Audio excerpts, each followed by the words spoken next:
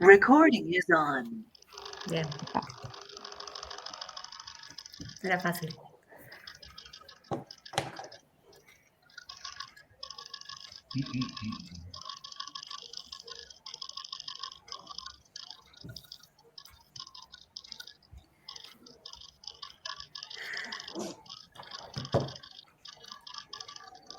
Bueno, esperamos 2 minutitos más y...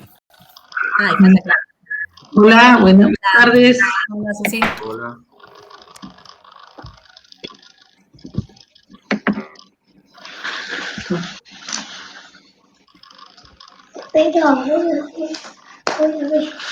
Estás acompañada hoy.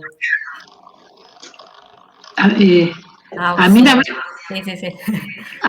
Sí. Pensé que no se veía ni se escuchaba. Sí, sí, sí. Se escucha tu compañía también.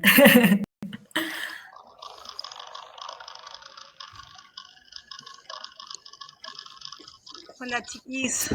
Hola. Buenas tardes, ¿cómo andan? Hola.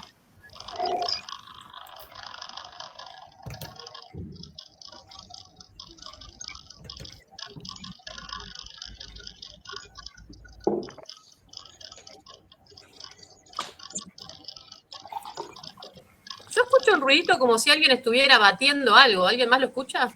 Sí, como de agua. Agua, yo escucho. Sí. Están ahí. Taca, taca, taca. No sé dónde están. ¿Y quién? Soy yo nomás la que tiene prendido. Pero Yo acá no no hay tengo agua. O un agitador también podría ser. Sí, sí, algo así. Ahí se fue. ¿Quién Sí, era? ahí sí. ¿Quién era? Me parece que era yo. Ahí sí. ¿Soy yo? Uy, qué lío. Sí, porque está con No, problemas igual con es apenitas, no molesta, se escucha así No, como de sí, fondo. tiene problemas con cuando grababa los videos para la materia, tenía que grabarla en la otra porque esta hace como que estuviera abajo del mar. No sé por qué. Hace ese efecto como de agua. Ajá. Bueno, podemos ir empezando que ya pasaron 5 minutos. A ver, Bueno, ¿cómo era? antes de dar inicio, les avisamos a todos que esta charla está siendo grabada. Ahí logramos poder poner grabar. Bueno, buenas tardes a todos y a todas. En nombre de la Comisión de Investigación y Transferencia, les doy la bienvenida a un nuevo encuentro de este ciclo de charlas El IPROSAN se presenta. En esta oportunidad es el último encuentro de este ciclo. Desde la Comisión estamos muy contentos por haber podido realizar y concluir este ciclo que pensamos para poder conocernos, poder encontrarnos cada tanto, poder saber quiénes forman parte de este instituto.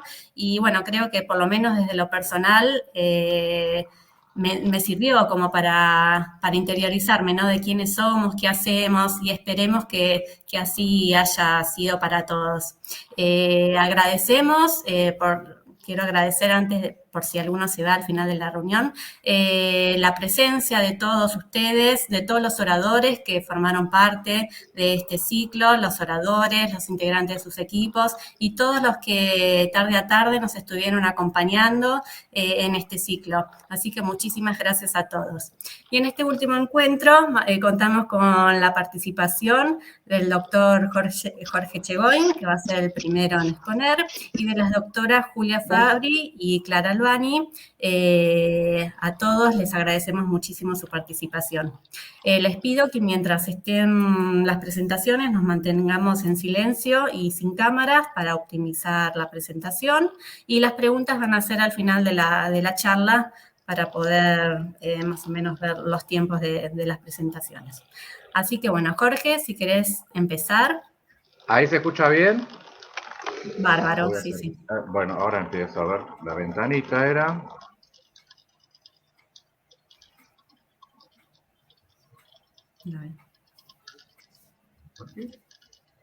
Ahí, bárbaro. Espera que voy a... No me deja... ¿Ahora?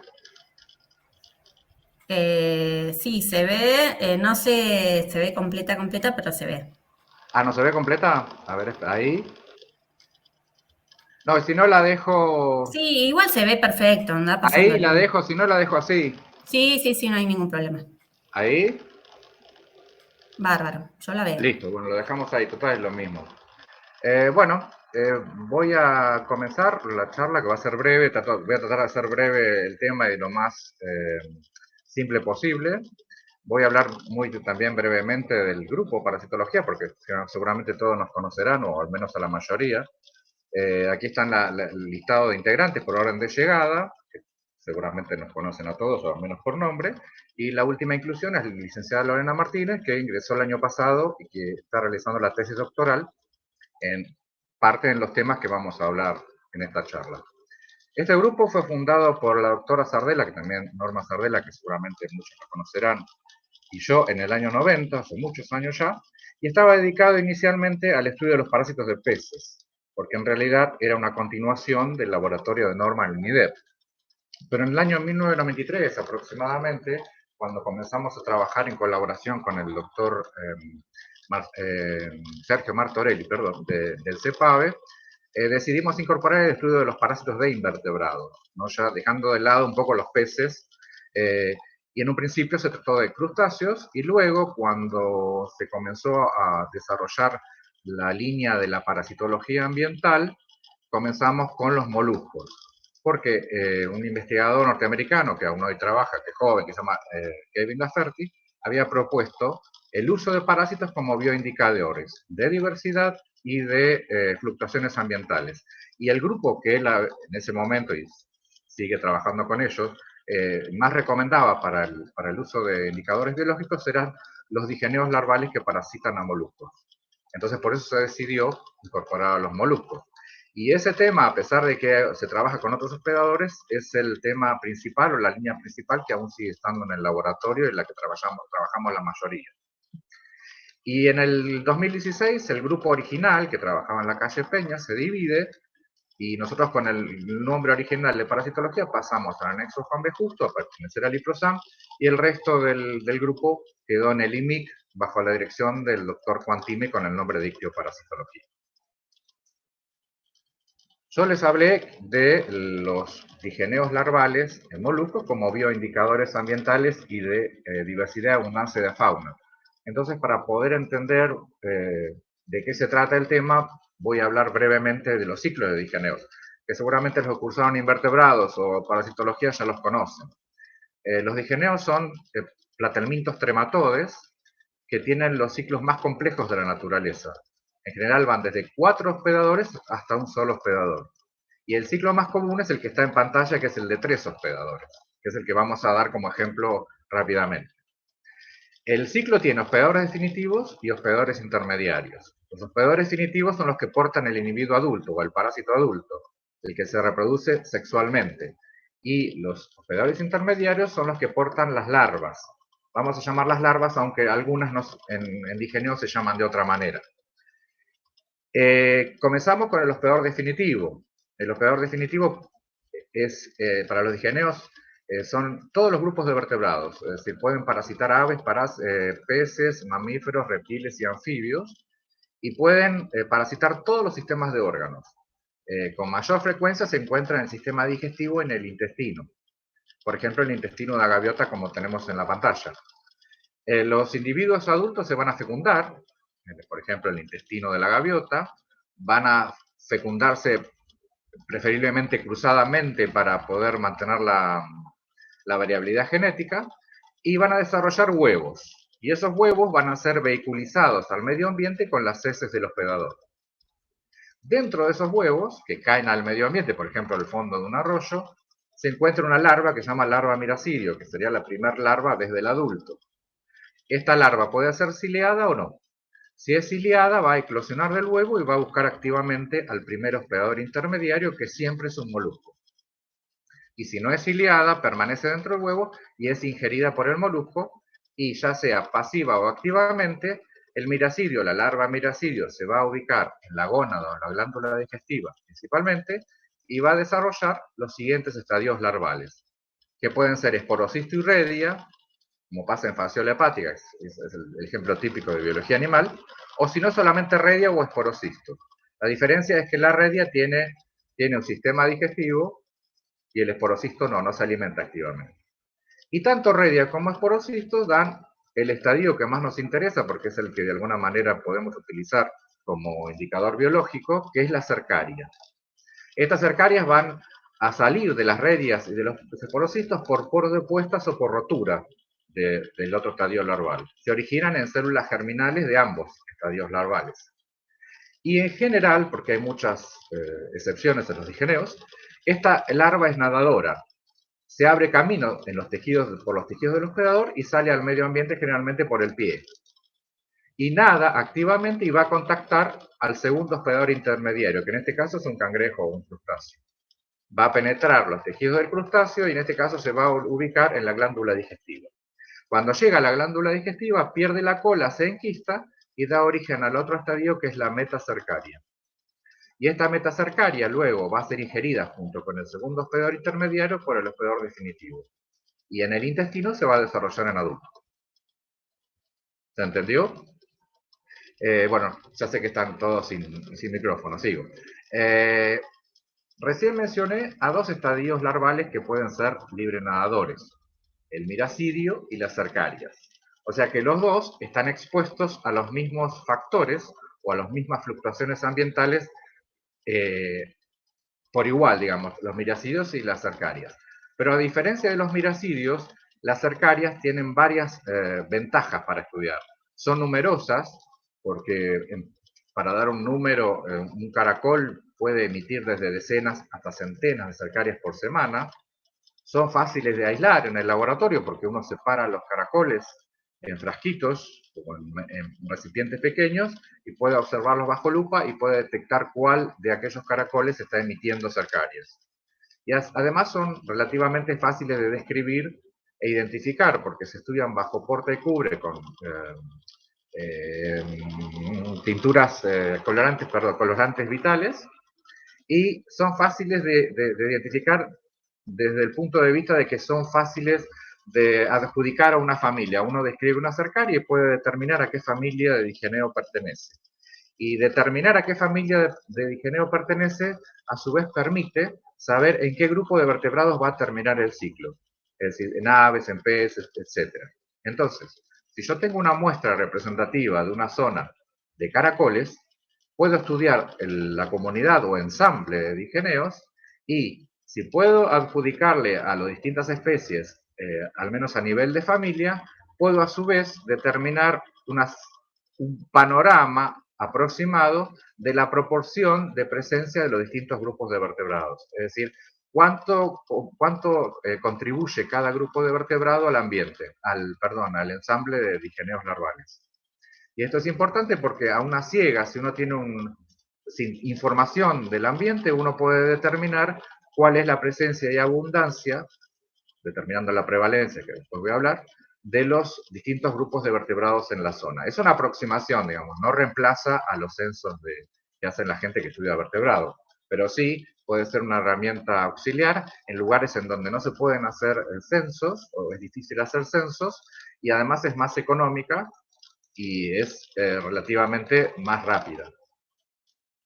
Y estas cercarias, por eso se los dice, perdón, me olvidé de mencionar, que ya que uno puede determinar la proporción o una proporción estimada de los distintos grupos de vertebrados en un ambiente y a partir de la prevalencia estimar una abundancia de esos vertebrados, se dice que son buenos bioindicadores de diversidad y abundancia de fauna.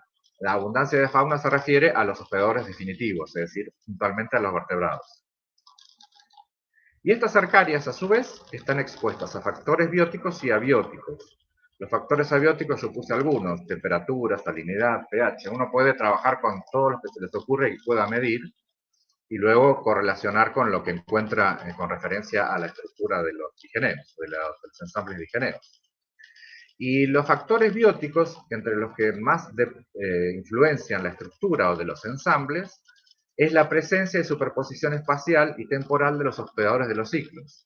Porque fundamentalmente para que haya un ciclo de digeneo, tiene que coincidir todos los hospedadores en tiempo y en espacio. Y por otro lado también, sobre todo en esta última época, están influenciadas por la actividad humana o lo que se llama influencia antropogénica. Y esta influencia antropogénica puede afectar el balance natural que existe en un ambiente de los factores abióticos, por ejemplo, por la presencia de sustancias contaminantes que alteran la calidad del agua, que es lo más común, sobre todo en zonas urbanas. O también puede afectar la presencia y abundancia de los hospedadores. Si se corta de alguna manera el ciclo porque desaparece, al menos temporalmente, un hospedador, eso va automáticamente a repercutir en el ensamble de digeneos, en la estructura del ensamble. Y esta influencia sobre la presencia y abundancia de los hospedadores se da fundamentalmente por incremento en la actividad humana, que, por ejemplo, debido al turismo acá en la zona, ¿no? Entonces, cualquier cambio en la forma en que interactúan los factores bióticos y abióticos, principalmente resultan en un descenso en el número de cercarias presentes en el ensamble o comunidad. Generalmente se lo llama ensamble porque las poblaciones no son interactivas con una comunidad. Entonces, en digeneo se lo llama ensambles. Aclaro porque en realidad se lo puede llamar de dos maneras, pero lo más correcto es llamarlo ensamble. Entonces, puede haber un descenso en el número de cercarias o de especies, podemos decir, que conforman el ensamble, o sea, un descenso de la riqueza específica, que puede ser estacional o definitivo. Y cuando es definitivo se habla de desaparición, porque alguno de los hospedadores del ciclo desaparece. Se interrumpe el ciclo y la especie sale del ensamble. Y también puede suceder que los cambios repercutan en los descensos, en los valores de prevalencia de las especies de digeneos. La prevalencia es el porcentaje, hablando fácil, el porcentaje en que una especie está presente en una población de depredadores. Por ejemplo, si tengo 100 caracoles y 10 están infectados, tengo 10% de prevalencia de determinada especie. Y eso sucede cuando no desaparece, por ejemplo, la población de un hospedador definitivo, pero reduce la presencia, por ejemplo, de aves en el verano, por ejemplo, mar chiquita, que es sabida la influencia que tienen las camionetas en la costa y demás, que hacen que las aves se desplacen o reduzcan su presencia. Y para detectar, voy a tomar agua, perdón. Para detectar y analizar estos cambios, lo que se hace es bastante simple trabajar. Es bastante arduo y lleva tiempo, pero en realidad los pasos no son complicados. Primero lo que hay que hacer es caracterizar cual y cuantitativamente a los ensambles. Es decir, identificar a las cercarias por métodos tradicionales y también, si es posible, por métodos, no me sale la palabra, moleculares, perdón. Y cuantitativamente utilizando distintos índices parasitológicos, por ejemplo, prevalencia, abundancia, etc. Entonces, en ese primer punto uno tiene, por ejemplo, un panorama mensual, estacional o anual de un ensamble de digeneos. Uno conoce cómo está compuesto a nivel de especies y sabe cuantitativamente cuántas de cada una de esas especies está representada en el ensamble, mensual, estacionalmente o anualmente, depende de la escala temporal que uno quiere utilizar. Lo mismo si uno quiere comparar distintos lugares y en qué escala espacial lo va a hacer. Eso lo define el investigador. Y a su vez se analizan los factores que actúan en el ambiente. Y eso también depende de lo que uno elija y de lo que uno pueda medir también, ¿no? Porque a veces estamos limitados con la cantidad de cosas que podemos medir porque no tenemos los aparatos o no tenemos la estructura. Entonces, cuando uno ya tiene un panorama cual y cuantitativo de los ensambles más de los factores que interactúan en el ambiente, uno hace un análisis conjunto de todos de esos datos, correlaciones, y de esa manera puede saber cómo se correlacionan o si se correlacionan algunos de los factores que uno fue midiendo ambiental con la presencia y la abundancia de cada una de las especies de digeneos. Y eso es una de las formas en que uno puede utilizar a estos parásitos como indicadores ambientales. Ahora voy a dar un ejemplo.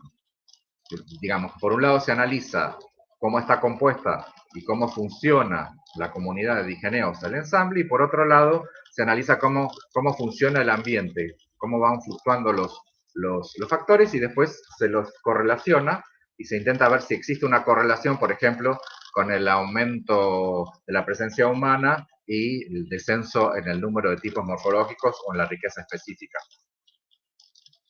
Aquí doy rápido un ejemplo al azar tomé uno de los últimos trabajos que publicamos con Manuel y con Matías, que se trata de la variación espacio-temporal de el ensamble de digeneos larvales de Elovia parchapi, que es un caracolito que antes le decían litoridina, que es muy abundante en Mar Chiquita, por ejemplo, en la arena, que es blanca. Las conchillas son chiquitas y están desparramadas en la arena. Después pongo una foto para que no la conoce. En 4 arroyos de la zona. 2 arroyos dentro de la ciudad de Mar del Plata, que son el arroyo Corrientes y el arroyo Tapera, y 2 arroyos periurbanos, que son el arroyo Lobería y el arroyo Carolina. Entonces lo que se intentó fue establecer una escala temporal, o una escala geográfica, y determinar qué diferencias, o si había similitudes o diferencias entre estos 4 arroyos diferentes. En principio la composición, esto es muy rápido, ¿no? Yo lo estoy haciendo súper breve, aclaro. La composición en especies fue similar en los 4 arroyos. Digamos que 9 de las 12 especies estuvieron presentes en al menos 3 arroyos. Digamos que en cuanto a la composición específica, los arroyos fueron similares, tanto los urbanos como los periurbanos. Y eso se debería principalmente a que la mayoría de estas especies de digeneos presentan ciclos halogénicos, que significa que son parásitos que usan hospedadores distintivos que se mueven o que tienen cierta vagilidad, como las aves, mamíferos, reptiles. Y esto hace que al poder moverse, sobre todo las aves, en una determinada distancia geográfica, vayan dispersando la misma especie de digeneo en distintos cuerpos de agua. Entonces, eso contribuye a la homogeneidad espacial de los ensambles de digeneos de un mismo hospedador, ¿no? Porque este caracolito estaba en todos los arroyos. Pero después se observó que los arroyos que corren dentro de la ciudad, como el Tapera y el Corrientes, presentaban valores más bajos de riqueza específica, es decir, menor número de especies de digeneos, y de prevalencia, es decir, menor cantidad de parásitos parasitados, a lo largo de todo el año cuando se los comparaba con los arroyos que corren en la periferia, que son Lobería y Carolina. Vuelvo a poner Tapera y Corrientes, Lobería y Carolina.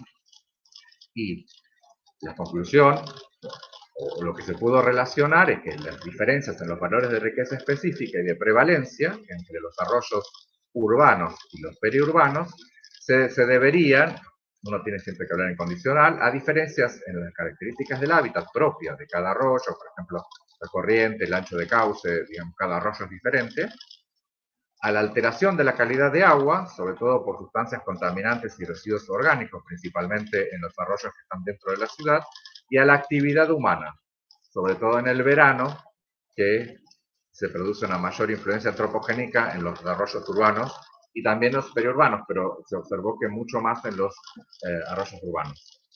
Y de esta manera, es un ejemplo muy rápido porque hay que hacerlo un poco más detallado, pero de esta manera uno puede, aunque yo no conociera dónde están estos arroyos, si yo no supiera que estos son urbanos y periurbanos, seguramente cuando yo estudiara los ensambles de digeneos larvales y los hiciera relacionar con los factores que se midieron, seguramente yo podría establecer, llegaría a la misma conclusión y podría decir que estos 2 arroyos están impactados, mucho más impactados humanamente que estos. Y que estos representan un mayor riesgo, digamos la diversidad o la vida tiene un mayor riesgo en estos 2 que en estos 2. Eso se habla cuando uno quiere establecer qué lugares tiene que proteger más que otros, ¿no? Sobre todo porque con esto se puede determinar cuál es la proporción de hospedadores definitivos, fundamentalmente. Lo bueno es que uno pudiera medir todas las sustancias contaminantes si tuviera un buen sistema de medición que nosotros no tenemos, para poder asociar por ejemplo, cuál es el contaminante que más afecta y demás. Pero bueno, por el momento eso no está fuera de nuestro alcance. Brevemente voy a mencionar que trabajamos, yo mencioné con Elovia parchapi, que es un coclópido, que es un caracolito chiquitito que antes se llamaba litoridina, y con Bionfalaria peregrina, que estos 2 son muy, muy comunes y frecuentes en cuerpos de agua dulce de la provincia de Buenos Aires. Mientras que Phisa acuta y Pomacea canaliculata estas son especies nativas, y estas son especies invasoras, se les conoce como especies invasoras. Phisa acuta vino del hemisferio norte, y Pomacea canaliculata en realidad la hemos exportado, es altamente invasora, y la hemos exportado a los países del sudeste asiático porque como es un caracol grande y tiene mucha proteína, la compraron precisamente para criar y para comer, pero se les escaparon algunos ejemplares e invadieron los campos de arroz. Y esta es una especie altamente invasora y por eso no tienen cómo frenar la distribución en los campos de arroz. Están tratando de ubicar, por ejemplo, patos o especies de patos que se les puedan comer. Porque las especies invasoras son una de las principales amenazas en el marco de ahora del calentamiento global. ¿Por qué? Porque tienen una resiliencia muy alta y se adaptan rápidamente al nuevo ambiente. Lo que no sucede con las especies nativas, porque tienen, por ejemplo, tienen un tiempo de generación relativamente corto, maduración sexual temprana, alta fecundidad, plasticidad en la dieta, esto es importante, y sobre todo ausencia de depredadores. Entonces son como camionetas todoterreno que se meten en un terreno y avanzan. Y en ese avance van desplazando las especies nativas que les cuesta mucho más adaptarse a las nuevas condiciones que se están dando ahora por el calentamiento global. Y esto se está viendo sobre todo las invasiones o las tasas más altas en agua dulce. Y además, estas especies invasoras también pueden cointroducir parásitos al medio ambiente. Y en menor medida pueden absorber parásitos. En general cointroducen parásitos y son bastante resistentes a absorber parásitos. Pero en el sudeste asiático últimamente, en Filipinas, Tailandia y Taiwán, Pomacea, este parásito que le mandamos a los muchachos de allá del sudeste asiático, se transformó en hospedador de dos especies de importancia sanitaria que son nematodes, que son Ascestronchilus cantonensis y Natostoma spinigerum, que da una especie de meningitis, y este nematode lo que produce es una larva migrante cutánea, y que puede alojarse en otros tejidos, como por ejemplo en el cerebro. Digamos que el ser humano no es hospedador del ciclo, pero puede ser hospedador accidental. Y entonces Pomacea es doble riesgo, porque no solamente es un caracol que está avanzando y que está avanzando sobre otras especies nativas de caracoles, sino que se está transformando en un hospedador de especies de importancia sanitaria. Y lo que intentamos hacer, lamentablemente con el COVID, nos ha complicado bastante la vida, es tratar de comparar cómo se comportan en un mismo ambiente o en ambientes cercanos, cómo se comportan estas 4 especies de moluscos, 2 nativas y 2 que se pueden considerar invasoras, cómo se comportan en un ambiente y cómo es la estructura de sus ensambles de digeneos larvales. Estamos muy fragmentados por lo del COVID que nos corta los muestreos. Pero bueno, la idea es esa. Al menos estamos avanzando de alguna manera en Pomacea, por ejemplo, pudimos avanzar bastante con la parte de histología, que lo estamos trabajando con la doctora Florencia Cremonte y Carmen Gilardoni de Puerto Madryn, y con el doctor Martín de Bahía Blanca. Pero esperemos que podamos avanzar, y sería muy interesante comparar cómo se comporta una especie que no es invasora con una especie que sí es invasora en el mismo ambiente, en el mismo tiempo, en el mismo espacio. Pero bueno, eso es más o menos lo que estamos trabajando en este momento en el laboratorio, y esta es la línea que más estamos desarrollando, además de lo que es ecología y diversidad, ¿no? Que también lo trabajamos incluso en otros hospedadores. Pero esta línea, digamos, es la más importante o la central del laboratorio, y es la que de alguna manera encaja con los objetivos del IPROSAM. Bueno, listo. Dejo de compartir. Bueno. A ver si ahí, ¿ya está? Perfecto, muchas gracias, Jorge. No, de nada. Dejamos las preguntas para después de la próxima exposición. Ahora siguen las chicas. Julia y Clara. Ahí perfecto. Bien. ¿Ahí se ve? Perfecto. Bueno, sí, buenísimo. perfecto, Juli. Muchas gracias. Bueno, nosotras decidimos titular nuestra presentación con el título que aparece ahí en pantalla, Nuevas opciones farmacoterapéuticas para la equinococosis y la neurocisticercosis, porque creemos que de alguna manera resume nuestro trabajo, nuestras líneas de investigación. Antes de meternos de lleno en nuestro trabajo, Bueno, queríamos presentarnos y también hacer la aclaración de que lo que nosotros vamos a presentar hoy con Clara corresponde al trabajo que realiza todo el grupo. Ahí tenemos una foto de los integrantes del grupo. Tenemos a la doctora María Silena Elizondo, que es investigadora principal de CONICET y vicedirectora del IPROSAM, a la doctora Clara Albani, con quien vamos a hacer la presentación en conjunto, que también es investigadora asistente de CONICET, la doctora Patricia Penzel, que también es investigadora asistente de CONICET, y quien les habla, Julia Fabri, que actualmente soy becaria postdoctoral de CONICET. Nosotras llevamos a cabo nuestras actividades en el laboratorio de zoonosis parasitaria, que está en el nivel 0 de la Facultad de Ciencias Exactas y Naturales de nuestra universidad, y también parte lo llevamos a cabo en el bioterio de la facultad, que se ubica enfrente, en el predio que está enfrente del Colegio Ilia, por Mateu. Antes de comentarles un poco más sobre lo que nosotros hacemos en el laboratorio, queríamos explicarles brevemente por qué hablamos de, digamos, la necesidad de búsquedas de nuevas opciones farmacoterapéuticas para estas enfermedades. Para ello es importante saber que tanto la equinococosis como la neurocisticercosis, que son zoonosis parasitarias, se tratan con administración oral de albendazol. El albendazol presenta una característica que es, además de su alta permeabilidad, es su baja solubilidad acuosa.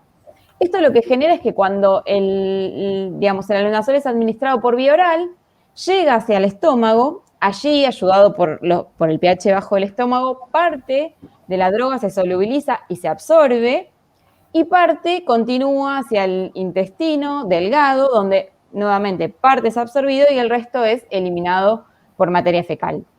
Como dice acá, la absorción del albendazol es menor al 5% de la dosis administrada. O sea, es muy baja la absorción que tiene esta droga. Sumado a esto, el albendazol presenta un amplio metabolismo hepático de primer paso, por lo tanto, la droga madre es metabolizada en el hígado a su metabolito activo, que es el albendazol sulfóxido, y un metabolito inactivo, que es el albendazol sulfona. Entonces, la baja absorción sumado al amplio metabolismo hepático de primer paso genera que en los sitios donde se ubican los parásitos, en la equinococosis, ahora lo vamos a ver con más detalle, sería en el hígado la principal ubicación del parásito y en la neurocisticercosis en el cerebro. Luego de la administración por vía oral, la biodisponibilidad de la droga es baja y a su vez errática, o sea, hay variación entre individuos. Todo esto genera que el tratamiento tenga muy baja efectividad y a su vez errática. Entonces, por esto es que a nivel mundial se están buscando nuevas opciones para tratar estas dos enfermedades. Nosotros decidimos dividir un poco la presentación en dos como para que sea por ahí un poco más comprensible. En esta primera parte, ahora Clara les va a comentar un poco sobre la equinococosis, la enfermedad del parásito y los modelos que nosotros usamos para estudiarlo. Luego yo les comentaré algo sobre la neurocisticercosis y los modelos que usamos para estudiarlo. Y al final, en la segunda parte, les vamos a comentar brevemente cuáles son las estrategias que utilizamos con el objetivo de mejorar el tratamiento de esta enfermedad. Clary. Buenísimo, gracias, Juli. Bueno, buenas tardes para todos. Como les decía recién Juli, les voy a contar brevemente cuáles son las enfermedades con las cuales trabajamos en el laboratorio. Esta primera, que es la equinococosis quística, seguramente que varios se acuerdan que en el seminario que dieron Marcela Dobchis y Carla Lavallén algo contaron, así que lo voy a pasar rapidito. Esta enfermedad es causada por un parásito que se llama Echinococcus granulosus, cuya distribución es mundial, ¿sí? Está presente en nuestro país. Aproximadamente se registran unos 500 casos nuevos por año, si bien este valor está subnotificado. Es decir, creemos que hay mayor cantidad de casos, pero en realidad no se están declarando. Y además se presentan zonas donde hay una mayor incidencia de la enfermedad, como son las provincias de Chubut, Neuquén y Santa Cruz. Bueno, con respecto al ciclo, es una zoonosis parasitaria, así como les comentó también Juli, que requiere dos hospedadores, uno definitivo y uno intermediario. Brevemente, ¿cómo se lleva a cabo el ciclo? El hospedador definitivo tiene el parásito adulto en el intestino, el cual produce huevos que son liberados con las heces del hospedador y estos huevos contaminan el ambiente. Son ingeridos por el hospedador intermediario, en general es ganado bovino, vino y cerdos, y accidentalmente también pueden ser consumidos por el hombre. Esos huevos, por vía sanguínea, llegan a los órganos blancos, que son mayormente hígado y pulmón. Allí se desarrolla un quiste, ¿sí? Que es como una bolsita que tiene líquido adentro y a su vez internamente tiene otro estadio que se conoce con el nombre de protoescólices. Entonces, ¿cómo trabajamos nosotros en el laboratorio? Imagínense que en un frigorífico, ¿sí? se encuentran vísceras que están contaminadas, hígados o pulmones que tienen estos quistes internamente. Nosotros recibimos esas vísceras, extraemos los quistes y de allí aislamos protoescólices. A su vez también de esos quistes podemos extraer células. Vamos a trabajar con esos dos estadios, células y protoescólices.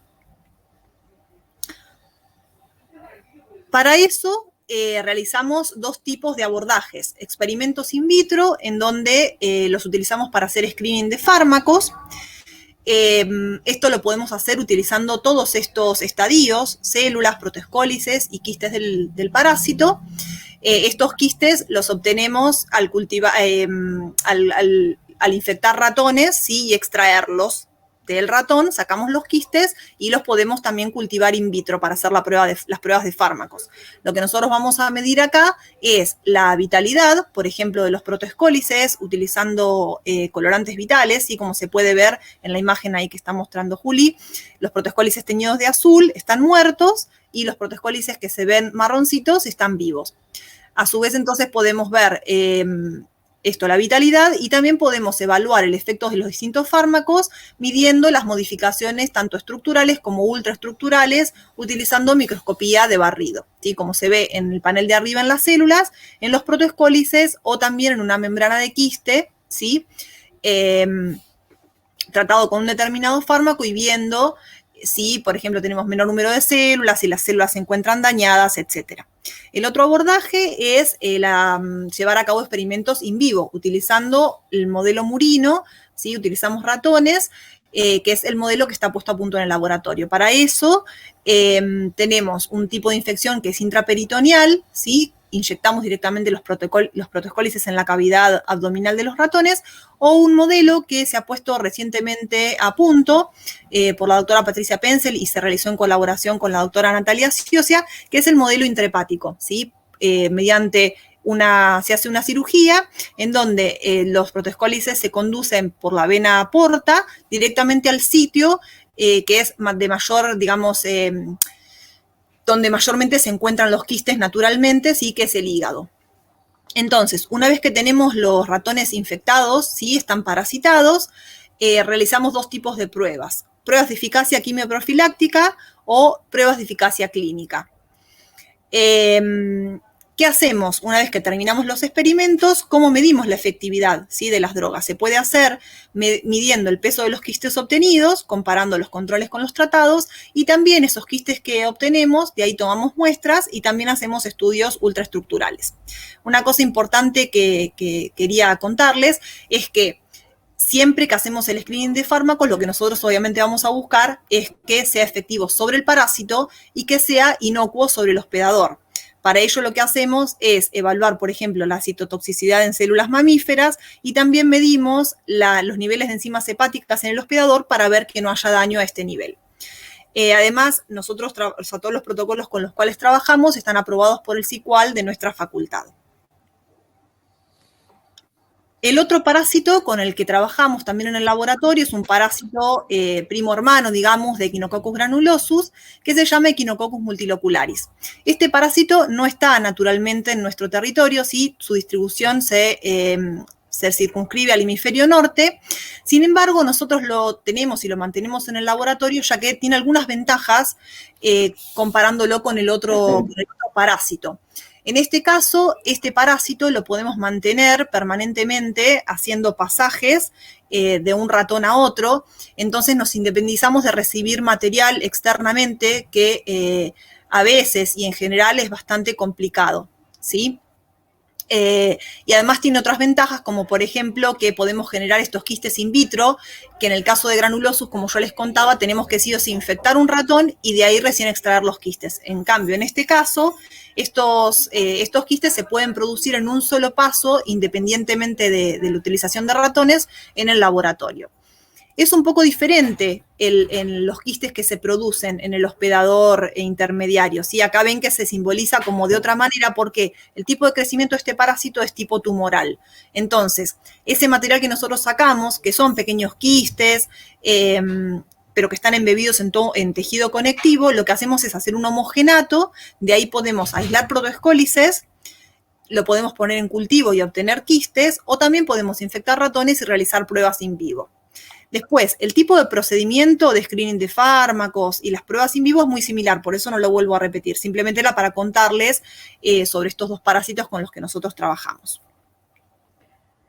Bien, y por último, el otro parásito con el que trabajamos es, en realidad no es con Taenia solium, ahora les voy a comentar, pero es un parásito que nos permite hacer un modelo para trabajar sobre la neurocisticercosis. Esta enfermedad es causada por Taenia solium. Bueno, seguramente este ciclo también algunas lo hayan visto. Este parásito tiene un hospedador definitivo, que es el humano, en donde se desarrolla el adulto en el intestino. Por materia fecal se eliminan huevos que pueden contaminar el ambiente, agua, suelos, vegetación. Y al ser ingeridos por un hospedador intermediario como el cerdo, allí el huevo libera la oncófora y la oncófora por sistema circulatorio va principalmente al músculo, en donde forma el cisticerco y por lo tanto la enfermedad que se conoce como cisticercosis. Cuando el humano ingiere carne de cerdo infectada y mal cocida, bueno, este cisticerco puede desarrollarse una Taenia adulta cerrando el ciclo. Ahora, el ser humano también puede ser hospedador intermediario. ¿Y cómo puede ser hospedador intermediario? ¿Cómo puede, ingerir huevos? Bueno, a partir de agua o de alimentos contaminados, con huevos liberados por un humano portador de la Taenia, o también por infección o autoinfección o infección de un hospedador definitivo a otra persona por contacto oral, fecal oral. Entonces, cuando el humano ingiere huevos, estos huevos pueden también desarrollar la cisticercosis, digamos, cuando el cisticerco se desarrolla en músculo, o puede dirigirse al sistema nervioso central, en donde, las larvas se enquistan en el cerebro y allí generan la neurocisticercosis. Esta enfermedad genera, obviamente, síntomas neurológicos, como convulsiones, hipertensión intracraneal. Nosotros vamos a trabajar con esta parte del ciclo. ¿Qué ocurre? Como Taenia solium es infectivo para humanos, no podemos trabajar con este parásito y por lo tanto utilizamos un modelo de cestodes que es Mesocestoides corti, específicamente usamos los tetratiridios de Mesocestoides corti. Al igual que lo que les comentó Clara, en el laboratorio nosotros llevamos a cabo tanto estudios in vitro para realizar screening de fármacos, en donde vamos a probar los distintos tratamientos que nos interesan probar para esta enfermedad. Acá tenemos una foto a la lupa de los tetratiridios control, que se observan sin teñir, y tetratiridios muertos teñidos con eosina, ya que la vitalidad de los tetratiridios la llevamos a cabo con un test de exclusión con eosina. De esta forma vamos a determinar la eficacia, ¿sí? Mediante la vitalidad de los tetratiridios cultivados in vitro. También podemos, determinar la eficacia observando las alteraciones estructurales al microscopio óptico o ultraestructurales al microscopio electrónico de barrido, como se observan acá en estas imágenes, donde tenemos un control y un tetratiridio tratado altamente dañado.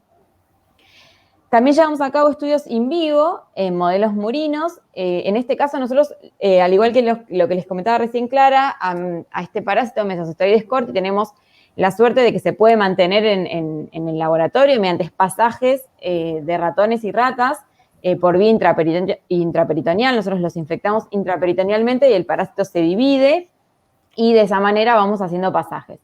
¿Qué ocurre? La infección intraperitoneal no genera infección del sistema nervioso central. Entonces nosotros debemos realizar una infección intracraneal directamente. Este modelo lo pusimos a punto hace algunos años Para ello, lo que hicimos fue, para asegurarnos de que los parásitos se ubicaban en las localizaciones en donde también se ubica en el humano, para generar un paralelismo con el modelo, hicimos cortes histológicos de los cerebros de los animales infectados, y acá podemos ver el parásito en parénquima, en ventrículos, en cerebelo y en meninges.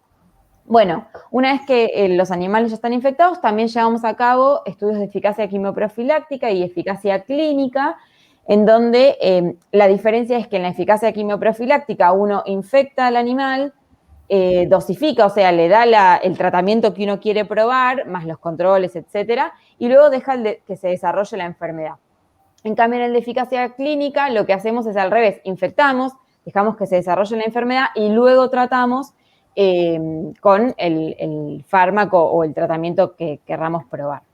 La eficacia la vamos a medir viendo el número de tetraterídeos que recuperamos de cada animal, de los tratados y de los no tratados, la vitalidad de los tetraterídeos que recuperamos, que lo hacemos con el test de exclusión de eosina, y también la estructura y la ultraestructura, como les comentaba. Como les dijo Clary, todo tiene aprobación del CICUAL.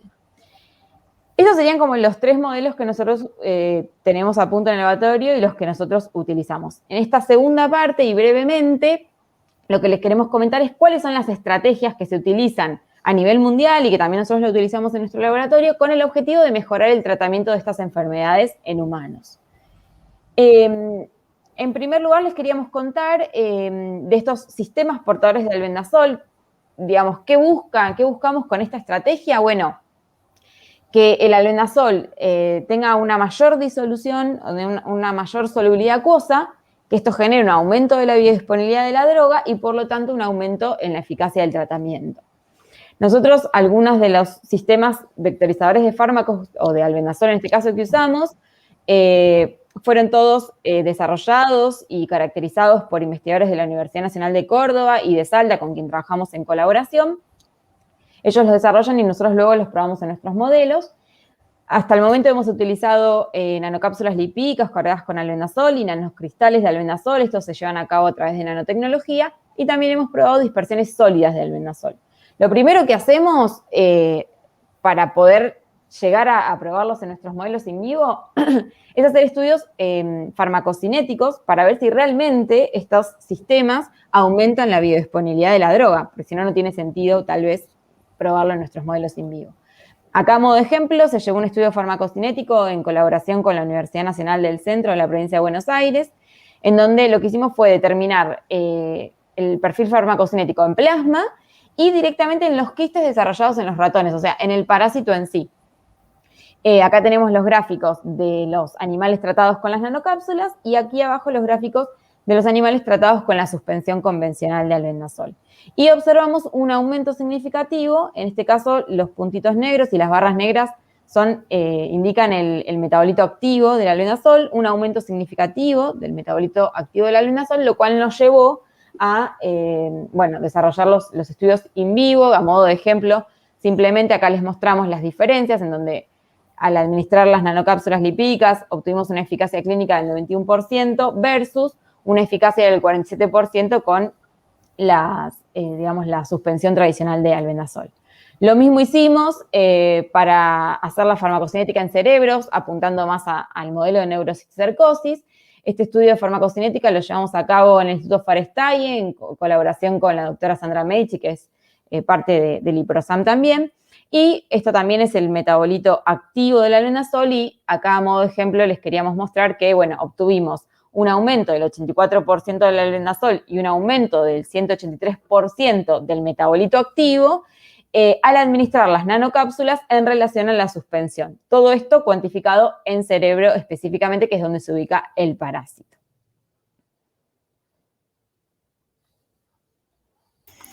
Bueno, ahora les voy a contar algunas otras estrategias que utilizamos siempre con el objetivo de mejorar el tratamiento, digamos, de estas enfermedades.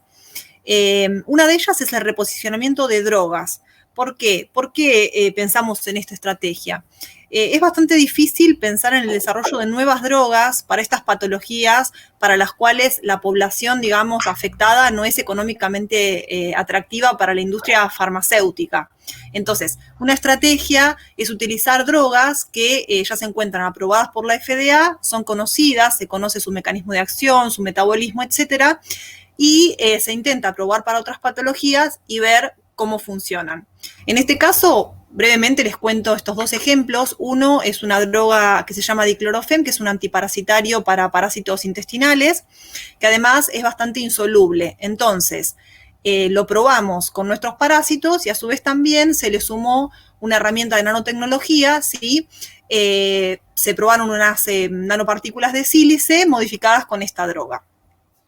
Y bueno, esto se llevó a cabo en colaboración con investigadores de la Universidad Nacional de La Plata. Y la otra estrategia, o el otro ejemplo, es el uso de antitumorales, ¿sí?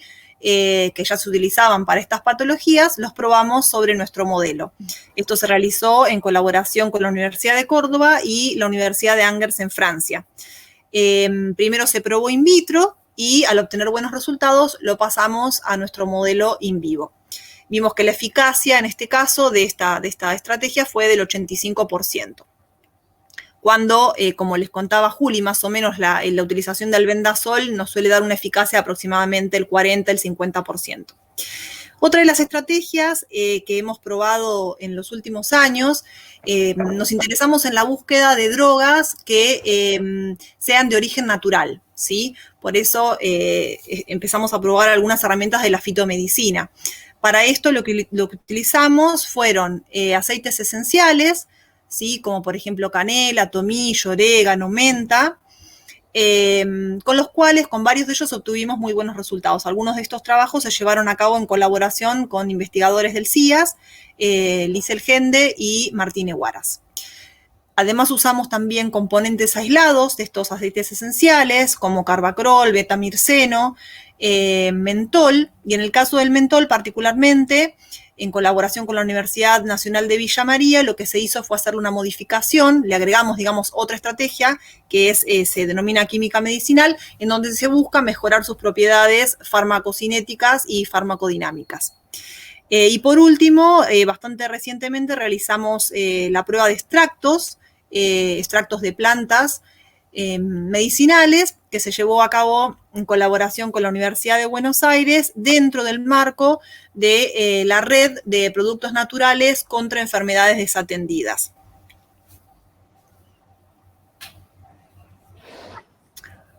Y por último, otra de las estrategias es la combinación de drogas con diferentes mecanismos de acción. En general, siempre uno de estos componentes es el albendazol, que es la droga que se usa para tratar esta patología, con todas las desventajas, digamos, que les contaba al principio Juli. Entonces, lo que hacemos es combinarla con otras drogas que tengan otro mecanismo para ver si logramos bajar un poco las dosis del albendazol y mejorar la eficacia. En este caso, solo algunos ejemplos para contarles. En el primero vemos la combinación de albendazol con antitumorales, ¿sí? En donde no solamente tenemos la combinación de drogas, sino que también usamos el reposicionamiento. Y los otros ejemplos combinan albendazol con componentes, ¿sí? Como el timol, tanto in vitro como in vivo, y como el carbacrol. O sea que ahí también estaríamos utilizando la combinación de drogas con fitoterapia. Y vemos, solamente a modo de ejemplo, les puse acá un pequeño resultado, donde a través de la utilización de estas estrategias también se vio un aumento significativo de la eficacia del tratamiento, ¿sí? Aproximadamente de un 83-82%, cuando la suspensión de albendazol generó solamente un 48% aproximadamente, 48-50% de eficacia. Bueno, esperemos no haberlos mareado mucho. Tratamos de hacerlo breve, ¿sí? Y contarles un poquito a modo de ejemplo el trabajo de nosotras cuatro. Y bueno, seguramente que después tendremos oportunidad de ir profundizando un poquito más, particularmente en la línea de cada una. Pero bueno, es como para que tengan una idea y puedan ver, a ver si quizás surge alguna posibilidad de colaborar o hay algún interés. Bueno, o ahora nos pueden hacer alguna pregunta. Muchas gracias.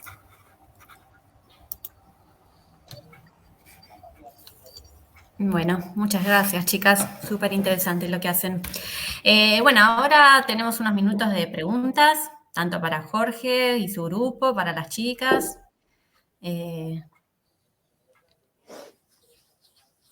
Yo quería, ya quería aprovechar al profesor de parasitología, aprovecho, cuando dijiste la diferencia entre ensamble y comunidad, muy teórico lo mío, pero no, siempre yo lo asociaba como sinónimos. ¿Cuál es la diferencia? Que no entendí.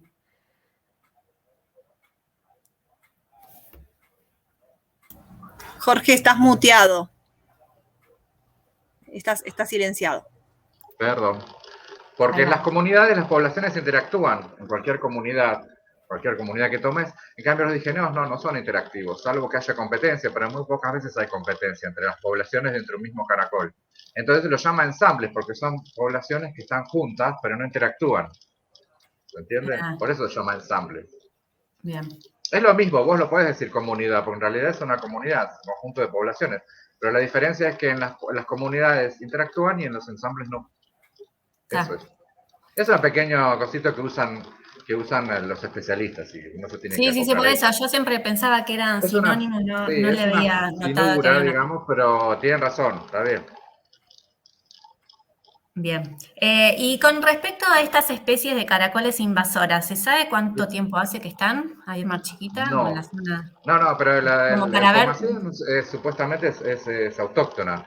FISA no, porque FISA, no sé, Manuela si me ayuda, pero creo que en el año 2010 se la detectó en la provincia de Buenos Aires. Yo como para ver si ya se ha notado efectos a lo largo del tiempo en el cambio de estos ensambles con respecto a lo que no, pueden porque haber lo que pasa es que traído. las especies invasoras tienen pocos parásitos. No tienen, sí. No tienen, Yo pensando en pero que pueden haber igualmente traído algo y si lo vieron.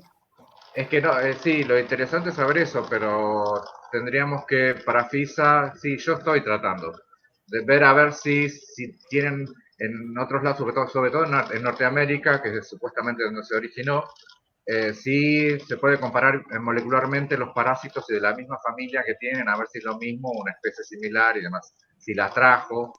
Incluso se puede saber, porque este bicho ha hecho, el FISA ha hecho como oleadas de invasión hacia Europa y hacia Sudamérica, y uno puede molecularmente, por la variabilidad poblacional, saber a qué oleada de invasión pertenece. Yo me puse en comunicación con una investigadora norteamericana por otro motivo, y le hice como el tiro, pero hasta ahora no me dijo nada, porque ella figura en un trabajo. Yo la contacté por otra cosa, por otra familia de digeneos que queremos trabajar, pero yo le hice, me interesa, pero sería interesante, pero todavía no me dijo nada. Está muy interesada en otra cosa ella, viste que a los extranjeros hay que ir paso por paso. Entonces primero hay que negociar y después pedir. Pero sí, sería muy interesante. Con Pomacea es más complicado porque no sé si han cointroducido los... hay que hacer primero un estudio bien hecho de la parte de Argentina, porque hay estudios, pero digeneo especie 1, digeneo especie 2, se han hecho estudios por especialistas en otros grupos.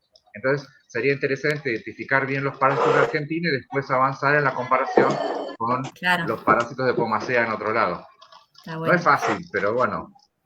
Y yo desconozco el tema, pero de estas especies que ustedes encontraron, ¿hay zoonóticas que afectan al humano o no? No, las que encontramos nosotros no, hasta ahora no. Estamos buscando estamos buscando una familia que se llama Schistosomatide que sí afecta al ser humano, que produce dermatitis. Y esa es la que estamos buscando para trabajar con esta investigadora. Pero como la ley de Murphy indica, no la encontramos todavía. Bueno. Actualmente están buscando, pero no, de Pomacea no. Recién estamos empezando. Se están encontrando cosas, pero no con el asunto de la famosa No, está buenísimo, pandemia. es súper interesante. Eso es lo bueno, que tienen mucho por hacer. Sí. Hola, ¿me escuchan? Bueno. Por ahí por lo que no quedó claro no se entendió, digamos, Pomacea es autóctona de Argentina, lo que es invasora es en el resto del mundo. Por eso hay tanto interés de ver cómo se comporta acá para ver cómo funciona su proceso de invasión en el resto de los lugares. Ah, Y Y solamente en el FISA, sudeste asiático. no se sabe FISA. FISA la han encontrado hace poco, no la tienen bien catalogada los malacólogos taxonómicamente. Hay estudios hechos, como dice Jorge, de invasiones en otras partes del mundo y viendo cuáles son los parásitos y tratando de hacer trayectorias, pero hay distintas teorías dentro del proceso de invasión en parásitos de si el caracol viene con sus parásitos y contagia al resto de los caracoles nativos que hay, o si se contagia a los parásitos nativos. Y bueno, ahí hay mucho por trabajar. buenísimo. Bueno, ¿más preguntas?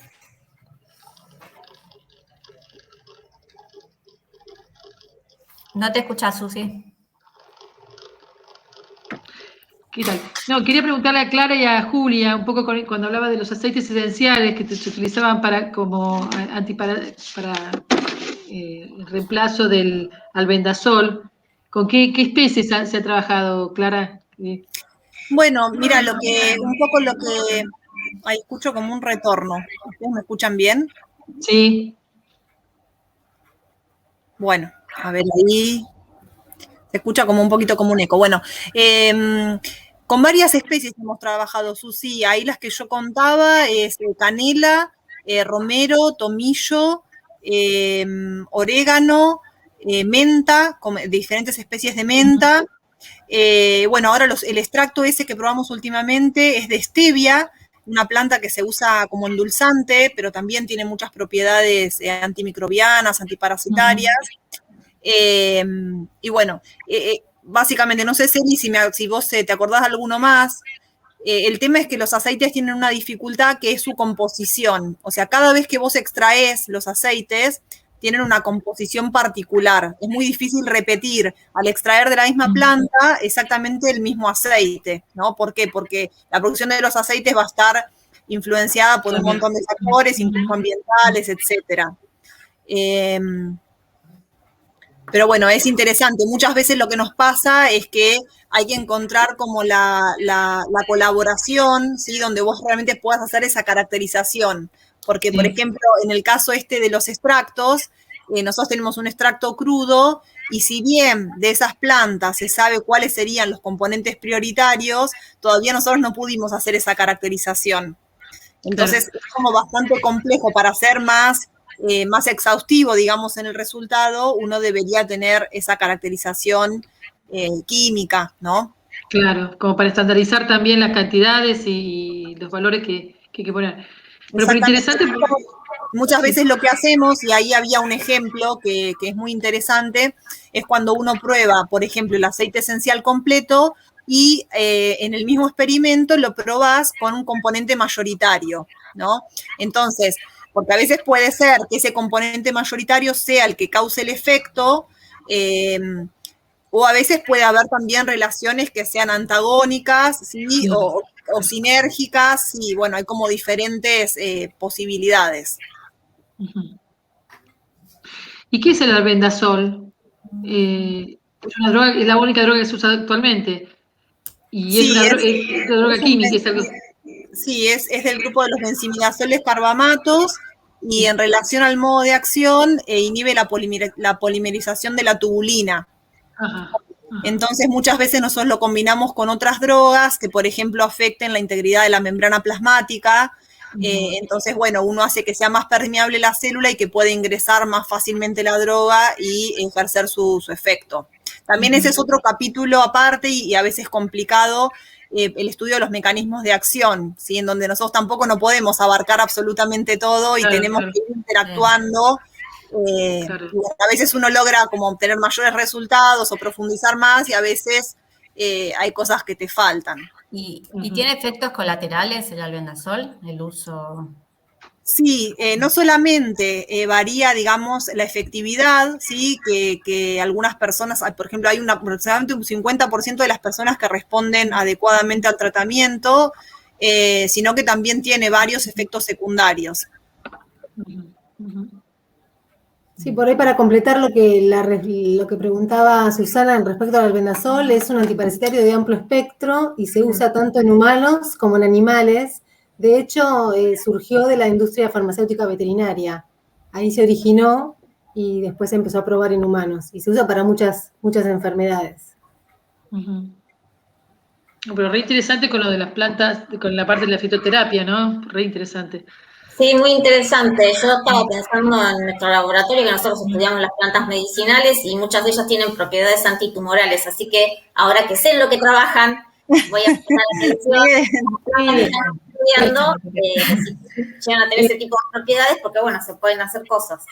Y respecto a lo que preguntaba Ornella, de lo de los efectos, una de las digamos, de los beneficios de combinar, e inclusive con fitoterápicos, es que, por ejemplo, no sé, por ahí el tratamiento de neurocisticercosis y de la equinococosis quística, que es la que genera granulosus, por ahí los tratamientos son un poco más cortos, pero en multilocularis, como es mucho más invasivo, cuando no se puede hacer una cirugía o cuando el tratamiento es únicamente farmacológico, son tratamientos muy prolongados. Entonces, muchas veces eso genera más efectos adversos. Entonces, por ejemplo, nosotros en uno de los trabajos que hicimos, todo esto obviamente en el modelo animal, ¿no? Combinando albendazol con carbacrol, veíamos que por ahí se puede hasta llegar a bajar las dosis de albendazol y digamos, combinándolo con el carbacrol y obtener iguales resultados o mejores resultados que con una dosis mayor de albendazol. Entonces, digamos, con eso se juega para intentar, digamos, evitar los efectos adversos, pensando que los fitoterápicos a determinadas concentraciones por ahí no deberían generar, estos efectos adversos que por ahí generan más las drogas químicas. Claro. Yo estaba pensando en plantas autóctonas. Stevias hay autóctonas, ¿no, Cecilia? Claro, pero las demás no son autóctonas, ¿no? De las que estaban, las que nombró Clara. Todas las demás, orégano y todo eso no es autóctono, ¿no? No. No, por eso no, pensar en que, la diversidad de plantas que tenemos acá, ¿no? Seguro, sí, se pueden utilizar las drogas de las plantas nativas tranquilamente. Sí, sería muy interesante, chicas. Sí. Qué bueno, qué bueno. ¿Alguna pregunta más? Muy lindo. Bueno, si no vamos cerrando ya. Nuevamente agradecerles a Jorge, a Julia, a Clara. Muy lindas las presentaciones, buenísimo. Agradecerles a todos los presentes. Y despedirnos hasta el próximo ciclo. En breve van a recibir información sobre lo que se vendrá.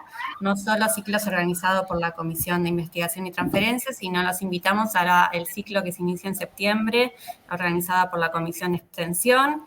Y les pedimos, en general, a ustedes los vemos siempre, pero que intenten promocionar, incentivar, motivar, no sé de qué forma decirlo, al resto de los integrantes de sus grupos, becarios sobre todo, que llama la atención que no haya muchos presentes, a que se sumen y participen y nos vemos brevemente en los próximos encuentros. Gracias a todos. Muchas gracias. Gracias a ustedes. Gracias. Gracias. Chao. Chao. Hasta luego.